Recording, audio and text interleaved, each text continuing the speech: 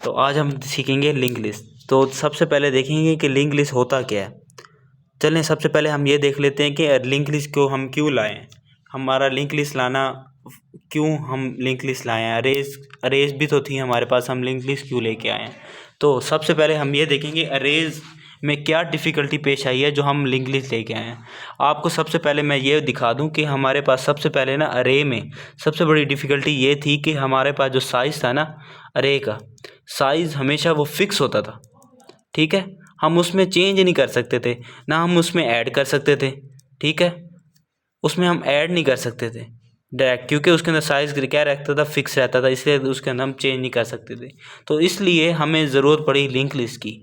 Link list की ज़रूरत इसलिए हमें दरपेश आई।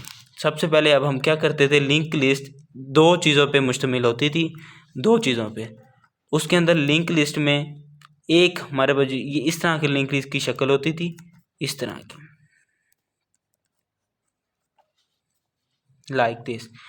हमेशा ये जो था ना, ये हेड जो था वो फर्स्ट नोड पे पॉइंट करता था, इस तरह। हेड, इसको हेड भी कहते हैं, इसको लिंक भी कहते हैं, इसको स्टार्ट भी कहते हैं। हमेशा ये लिंक, ये हेड, ये फर्स्ट नोड पे पॉइंट करता था। ठीक हो गया। और इसके पास कुछ ना कुछ इसका एड्रेस होता था, लाइक 10 इसका एड्रेस है, तो उसके बाद 10 आ गया। इसके 10 में क्या पड़ा हुआ है, कोई 100 पड़ा हुआ है। अगले का ये क्या है, नेक्स्ट है। जो फर्स्ट पार्ट जो होता है वो डाटा पार्ट होता है नोड का, दूसरा पार्ट होता है नेक्स्ट पार्ट होता है पॉइंटर, जो अगले को बताता है कि अगले के पास ये चीज़ पड़ी हुई है, यहाँ पर पड़ी हुई है। मिसाल के तौर पे मैं आपको एग्जांपल दे देता हूँ कि अली एक मेरा दोस्त है, मैंने अपने दूसरे दोस्त को कहा भाई अली से जाके ये चीज़ ले आ, मैंने उसको उसका एड्रेस दे दिया। तो उसको कहूँगा भाई उसका एड्रेस है, तू वहाँ से जाके ये चीज़ ले आ।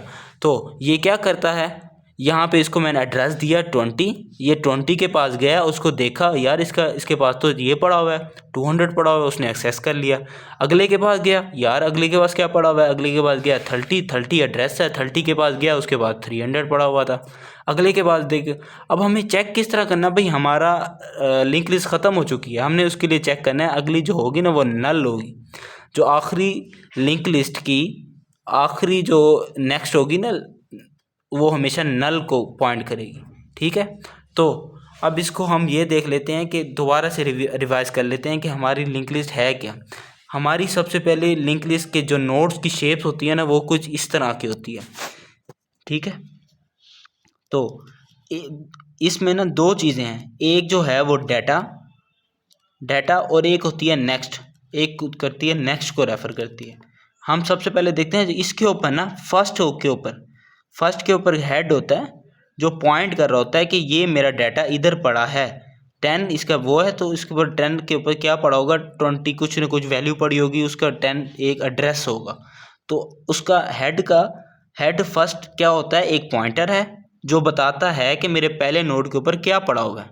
ठीक है, और इससे अगला अगर हम एक नोड बना रहे हैं तो इसके नेक्स्ट में क्या पड़ा होगा, नल पड़ा होगा, इसका मतलब आगे कोई भी नोड नहीं है। ठीक है, इसका मतलब आगे कोई नोड नहीं है। ओके, ये मैंने आपको बताया what is the use of link list and how we can do simply link list.